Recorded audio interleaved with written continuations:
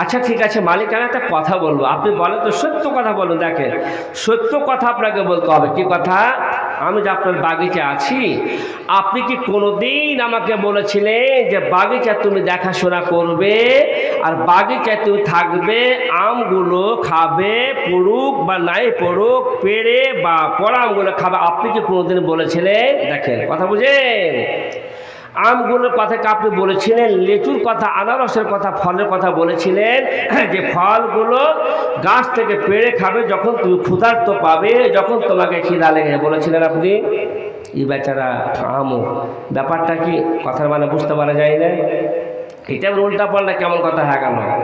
এবারে বলছে আচ্ছা এবারে মোবারক না, মোবারক কেন কথা বলা হলো? বলছে হুজুর গো শুনুন, আমি একটা কথা আপনাকে বলবো। আপনি যখন দেখেছিলেন, আপনি এই ভাষাটা বলেছিলেন, বাগিচার দায়িত্ব আমি তোমাকে দিয়ে দিলাম, বাগানের দায়িত্ব তোমার ঘাড়ে, তোমার মাথায় আমি চাপে দিলাম রে। একটা আম যদি এদিক ওদিক হয় তাহলে কিয়ামতের মাঠে ধরা পড়বে। আপনি শুধু এই কথাটা বলেছিলেন, গাছের গোড়াগুলো খুঁড়বে আর কুয়া থেকে জলগুলো আনবে আর গাছের গোড়ায় গোড়ায় কমে দেবে, গাছের ঘাস পাতাগুলো সাফসুফ করবে, দেখাশোনা করবে।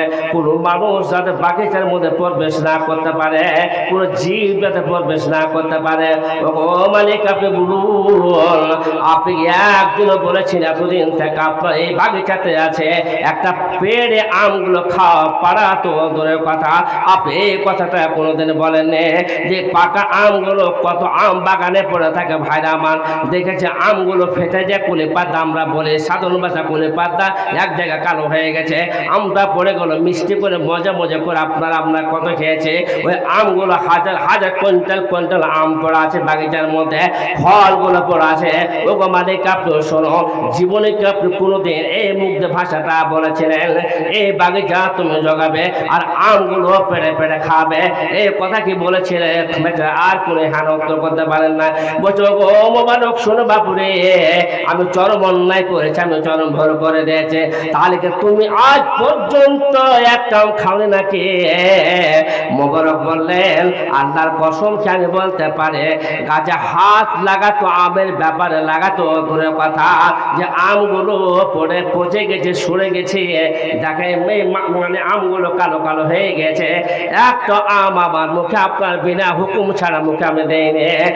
আপনি আমাকে এমন একটা দায়িত্ব দিয়েছেন, আপনি বলে দিয়েছেন আমার অনুদর কেন যাতে না হয়, যার জন্য আমি আল্লাহকে কেন্দ্র করে আল্লাহকে সম্বোধন করে বলেছে ওকে আল্লাহ, আমি যদি আমটা বিনা পরামর্শ ছাড়া, বিনা কথা ছাড়া যদি আমটা আমি খেয়ে নিই, কিয়ামতের কোটা আল্লাহ পাক রব্বুল আলামিন আমাকে ধরবেন, যার জন্য আপনার আম আজ পর্যন্ত একটা মুখে দিইনি।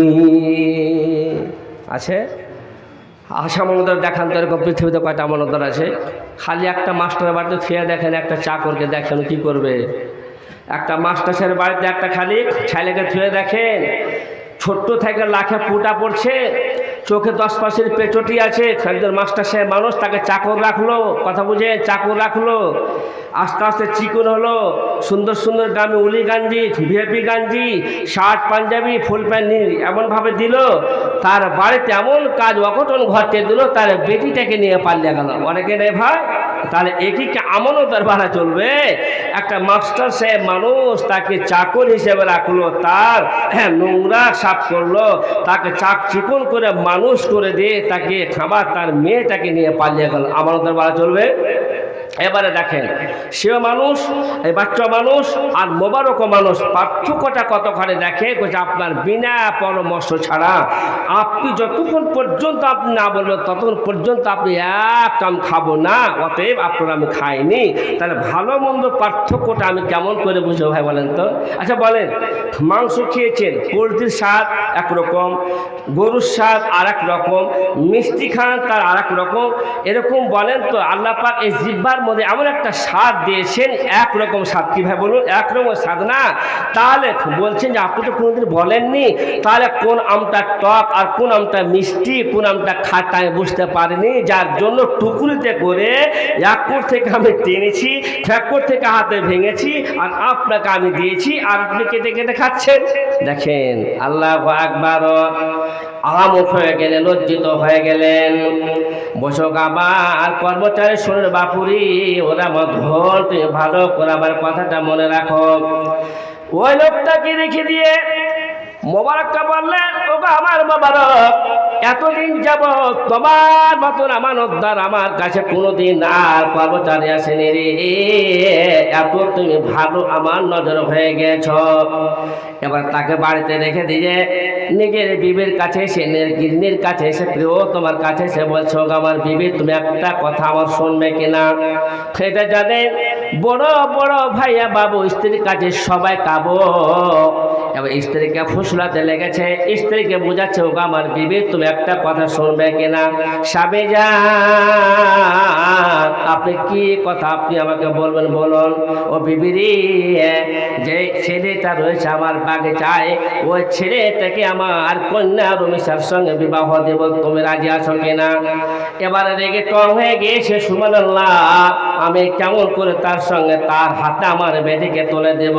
সে একটা চাকর, সে একটা পাইঠাট্টা মানুষ, পাইঠাট্টা মানুষকে কেমন করে আমার এত আমার কলজার টুকরা নয়নের পুতুল সুন্দরী আমার কন্যাকে তার হাতে তুলে দেব। বিবি রে, তুমি যে কথা বলছো বিবি, আমি তোমাকে বুঝাতে পারবো, পুরুষ হিসেবে দাবি আছে আমার বিবি রে। তুমি এমন একটা জাদু জানো বিবি, এমন একটা তুমি কায়দা জানো বিবি, তুমি এমন কায়দা করে কথা বলবে, আমাকে কাজ করে দিবে রে বিবি। তো এই কথাটা আমার তুমি শোনো, ভালো করে কান করে শোনে না বিবি রে।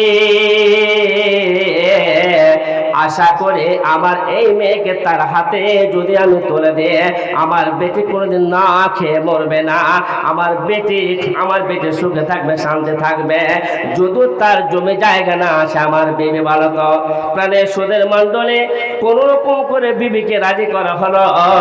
আর রাজি করে দিয়ে দৌড়াতে দৌড়াতে গিয়ে মোবারকের কাছে গিয়ে বলছেন, ওগো আমার জোর বা পেট আর বাড়া চলবে না। ওগো মোবারক, আমি তোমাকে একটা কথা বলবো বাপু, তুমি কথা শুনবে না, শুনবে কি শুনবে না। মোবারক বলেন, আল্লাহ, কি আমি অন্যায় করলাম, কি আমি পাপ করলাম। দৌড়াতে দৌড়াতে এসে কি কথা আমাকে বলবে। ভাই আমার নিজে চিন্তা ভাবনা পড়ে গেলেন, বলছে আল্লাহ আকবার, কি কথা বলুন, আপনি তাড়াতাড়ি করে আপনি বলে দেন, নচেত আমি নিজেকে সামলাতে পারছি না। কি যেন আপনি কথা বলে দেবেন। আমি কোনোদিন চুরি করি, আমি কোনোদিন আপনার কাছে হাত লাগাইনি, হাত পাতিনি। আপনি যে আমানত দিয়েছেন কিঞ্চিত পরিমাণে এক টুকরো আম, আপনার এক পিস আম খেয়ে দেখে নিয়ে, যার জন্য ভয়ে কাতর হয়ে গেছে। ভাইরা আমার বলছে, হুজুর আপনি কি বলছেন বলুন। বলছে, ওগো মোবারক, তোমাকে ভয় করে কোনো কারণ চিন্তা করতে হবে না, তোমাকে কোনো ভাবনা ভাবতে হবে না। আমি বলছি তোমার মালিক হয়ে আমার একটা কলজার টুকরো নয়নের পুতনি আছে, 18 বছর যুবতী আমার মেয়ে আছে, তোমার হাতে তুলে দেবো বাবু। তুমি তোমার হাতে তুমি নেবে কিনা, তাকে তুমি বিয়ে করবে না, বিয়ে করবে না। ইবনে মোবারক বলছেন, ওগো মালিক, এই মুহূর্তে কেমন করে আপনার মেয়েকে আমার হাতে তুলে দিবেন রে। আমি একজন গরিব মানুষ, আমি খেটে খাওয়া মানুষ, আমার জমি নাই, জায়গা নাই, আমি কেমন করে আপনার মেয়ের আমি পেট ভরাবো, আমি কেমন করে সংসার চালাবো। আমি এরকম মানুষ, আমাকে আপনি দেন না, জোড়াত করে আপনাকে আমি পা ধরছি, বাবা আপনি আমার হাতে আপনার মেয়েকে তুলে দেন না। বলছে, না বাবু রে, আমার মেয়েকে তোমার হাতে আমি তুলে দেব, তুমি রাজি হও, তুমি রাজি হয়ে যাও। কি করবে বেচারা, এবারে দেখছে না কাজ খারাপ, মনে মনে বলছে একবার হয়, মনে মনে বলছে রাজি হলে তাহলে লাভই আছে, কারণ যদি রাজি হয়ে যায় তাহলে দাগ তো পেয়ে যাবো। অনেকে বলে যে শ্বশুরে থাকলে পায়, নানা নানির কুল, মা বাবার, 3টা কুল, মা বাবার কুল, নানা নানির কুল আর দাদু দাদুর কুল, শাশুড়ি শ্বশুর কুল। তো আমার তো কিছু নেই, কিন্তু যদি পেয়ে যায় মনে একবার বলছে কি, একবার বলছে করবো না, কিন্তু 5 বারই বলছে হলে ভালো হয়, হলে ভালো হয় নাকি। আল্লাহু আকবার। বলছে ঠিক আছে, আপনি বারবার করে যখন বলছেন আপনার মেয়েকে আমাকে দেবেন, তাহলে আমি আপনার মেয়েকে গ্রহণ করে নিলাম, আপনার মেয়ের সঙ্গে আমার বিয়ে হবে, ইনশাআল্লাহ কোনো অসুবিধা হবে না।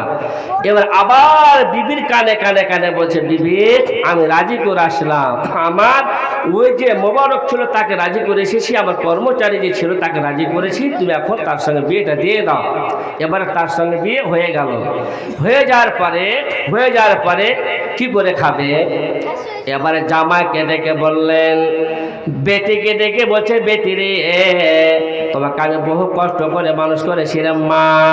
তোমার মার পেটে তুমি 10 মাস ছিলে মা, 12 বছর তুমি মায়ের পেটে মায়ের পেটে থেকে আবার জন্ম নিয়েছো, তুমি মায়ের দুধ পান করেছো মা। এখন আমি এই মোবারকের হাতে তোমাকে তুলে দেবো। বেটারে তোর কোনোদিন তুই কড়া ভাষা বলবি না, তুই কোনোদিন নোংরা ভাষা বলবি না মা। এই জন্য বলবে না। অনেক মেয়ে ছেলেরা আছে বাবার বাড়ি থেকে 5 বিঘা 6 বিঘা 7 বিঘা 3 বিঘা 4 বিঘা জমি নিয়ে আসবে, আর স্বামীকে পুরুষের মতো ভাষা বলবে, স্বামীকে কোনো সময় তক্কা করবে না, ঠিক কিনা বলেন? সে গরম দেখাবে, খামারে মরে বেটা মরে, ওরে জায়গার বেটা জায়গা রে, আমার 5 বিঘা জমি আছে, যদি বেশি রকম কথা বলে আমি তোকে ঠাকিয়ে দিয়ে চলে যাবো, তার মানে আমার লাইন ফিরে রয়েছে, আমি লাইন করে চলে যাব, তুই তাকাতে থাকবি কিয়ামত পর্যন্ত। প্রাণের সুদের মণ্ডলী বলেন তো, একটুকু ফকর হলো না, সেই জন্য নিজের মেয়েকে মোজাচ্ছেন। ওরা আমার কলজার টুকরা শোনো মা, খবরদার মোবারকের সঙ্গে অর্থাৎ তোমার স্বামীর সঙ্গে খারাপ ব্যবহার করবে না, তোমার স্বামীর সঙ্গে আচার আচরণ ভালো ব্যবহার করবে, সুখে শান্তিতে বসবাস করবে। আমি তোমার বাবা, আমি তোমার মা হয়ে দোয়া করছি, আল্লাহ তোমাকে দুধ ভাতে খেতে দিবে, আল্লাহ তোমাকে শান্তিতে রাখবে। এবং এই যে বাগিচা চাষের মা, তোমার রুজি রুটির জন্য আমি তোমাকে দান করে দিলাম অংশ পেতে, ওই অংশটা মা তোমাকে দিয়ে দিলাম রে মা। ওই অংশ থেকে তুমি আম পারো, লিচু পারো, জাম খাও, তুমি বাজারে বিক্রি করো, অতি থেকে কোটি কোটি টাকা উনি মালিক হয়ে গেলে।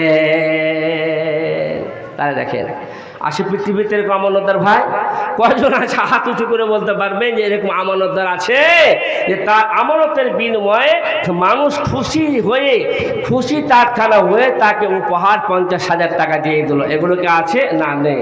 থাকতে গেলে একবারে গোল মেরে দিবে, অসুবিধা দাঁড়িয়ে যাবে, বাড়িতে সে টিকে থাকতে পারবে না, তার জাগিরের বেটিকে নিয়ে পালাবে, মালিকের বেটিকে নিয়ে পালাবে, মালিকের বউ যদি একটা বৌমা সুন্দর হয়, স্যার বৌমাকে নিয়ে পালিয়ে যায়, ঠিক কিনা আপনারা বলেন?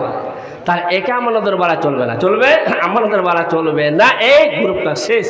আল্লাহু আকবার। এবার আসেন ভাই, এটা হচ্ছে মাদ্রাসার জালসা, নাকি বলেন? সে রুটটা কাটলাম, এবার এই রুটের দিকে আমি আসছি, একটু চলে আসি যে মানুষ আল্লাহ পাক সৃষ্টি করেছেন এই আমানতকে কেন্দ্র করে বলতে গিয়ে, এটা হচ্ছে একটা মাদ্রাসা আমানত। এই মাদ্রাসাটা কথা বলতে পারে না, এই মাদ্রাসা কথা বলতে পারে না, কিন্তু আবার এই মাদ্রাসার অশিলাতে কথা হবে যেই জায়গাটাতে এই যে কোরআনের শিক্ষা হয়। কি শিক্ষা হয় এই জায়গাটা? এটা হচ্ছে আল্লাহ কোরআন, এর মধ্যে কোনো ভুল নেই, কিচ্ছু নেই। পালাবেন না, বসেন। আরে দান দিবেন মা না দিবেন পরের কথা, কিন্তু কিছু আপনারা শুনে নেন ভাইবার। আমি সুন্দর করে একটা কোরআন আয়াত পড়ছি। বিসমিল্লাহির রহমানির রহিম। আর-রহমান আল্লামাল কুরআন খালাকাল ইনসানা আল্লামাহুল বায়ান। الشمس والقمر بحسبان والنجم والشجر يسجدان। সুন্দর করে আপনি কালাম পাক তেলাওয়াত করবেন। কোন জায়গা খানা হবে? কোন ভাইরা মাদ্রাসা ছাড়া কোনো কলেজও হবে না, কোন স্কুলও হবে না। এই যে দিনে প্রতিষ্ঠান, এই প্রতিষ্ঠানে কেন্দ্র শিক্ষা অর্জন হবে।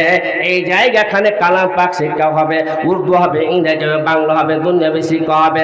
প্রাণের সুদের মণ্ডলী, আপনাদের কাছে তাই বলবো, আজকে এই দিনে মাদ্রাসার জন্য মোটা মোটা করে দান করে যাবে।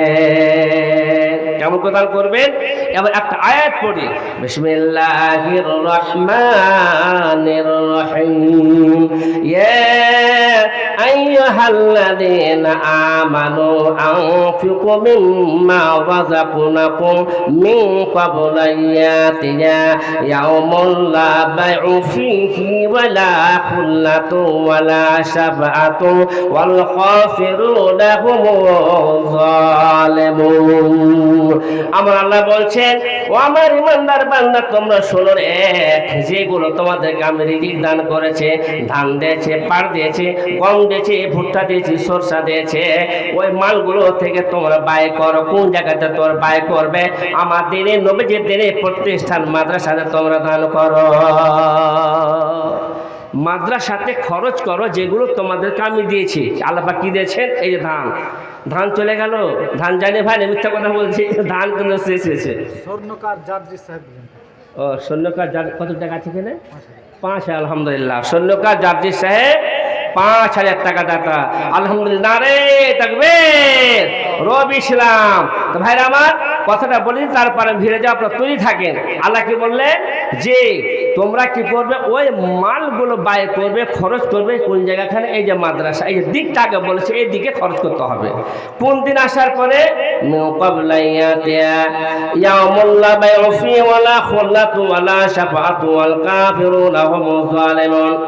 তাদের সুদের মণ্ডলে ওই দিনের মানে হলো কিয়ামত আসার আগে, মরার পূর্বে কিছু মালগুলো আল্লাহর রাস্তায় খরচ করো, আল্লাহর রাস্তায় তোমরা দান করো। কেন তোমরা দান করবে? দান করবেন ভাই মনিরুদ্দিন। এবার শুনে নিন, আল্লাহ আরো বলেছেন এমন একটা দিন আসবে, এমন একটা সময় আসবে যে দিন কোনো কিনা বেচা হবে না, ক্রয় হবে না, খরিদ করা হবে না, ক্রয় হবে না, বিক্রয় করা হবে না, কিনো হবে না, বেচা হবে না। সেই জায়গাখানে একটা চাকরির জন্য যদি আমাকে যেতে হয়, লক্ষ লক্ষ টাকা যদি লাগে, তাতে কোনো অসুবিধা নেই। লক্ষ টাকার বিনিময়ে আমার সন্তান আমি চাকরি নিতে পারি, কোনো আপত্তি নেই। লক্ষ টাকার বিনিময়ে একটা লোককে মার্ডার করে দিতে পারে, 50,000 টাকার বিনিময়ে একটা লোক আমি হত্যা করে দিতে পারবো, পারবেন কিনা? কিন্তু আমার আল্লাহ বলছেন বান্দারে, ওই দিনের পূর্বে, মরার পূর্বে তোমরা কি করবে? আল্লাহ রাস্তায় তোমরা খরচ করো। যেদিন কোনো কিনা বেচা হবে না, একটা নেকের জন্য ছোটাছুটি করবে, নিজের বিবির কাছে চলে যাবে, বিবি আমি আর চলতে পারি না, ভেবে একটা নেকির জন্য আমাকে জাহান্নামে চলে যেতে হচ্ছে, একটা নেকি গুলো তা বলো না, আমার স্বামী বলে কেউ ছিল না, বড় আশা করে যাবে মায়ের কাছে। মা হতে সব পেতে প্রিয় মা জীবনে কোনোদিন ফাঁকে মারতে পারে না, বাপ ফাঁকে মারতে পারে, মা মারতে পারে না। মায়ের কাছে বড্ড আশা নিয়ে যায়, মা একটা নেকির জন্য আমাকে জাহান্নামে চলে যেতে হলো। বলছে আম্মাদের একটা নেকি দাও। বসে বেটারে আমি তোমাকে নেকি দিতে পারবো না, আমার কি হবে সেই জন্য আমি ব্যতিব্যস্ত রয়েছে। যার জন্য ভাইরা আমার, আল্লাহকে সামনে রেখে, মসজিদকে মাদ্রাসাকে সামনে রেখে একটু মুক্ত হস্তে আপনার দান করবো। ওই দিন আসার আগে, তার মানে মরার আগে আপনার দান করবে। মাদ্রাসা ছাত্রর বাবা 1500 টাকা দিয়েছে। আলহামদুলিল্লাহ, মাদ্রাসার একজন ছাত্র, তার বাবা 1500 টাকা, আলহামদুলিল্লাহ মাশাআল্লাহ, হাতে নিয়ে আছে 5,1500 টাকা। তো বলছিলাম তাহলে বলেন, একটা ছোট্ট করে একটা কথা দান করবেন যে করবেন না, 2-4টা কিন্তু আপনাদের উপর ফেলে দিলাম, আমি রেখে দিলাম। কি?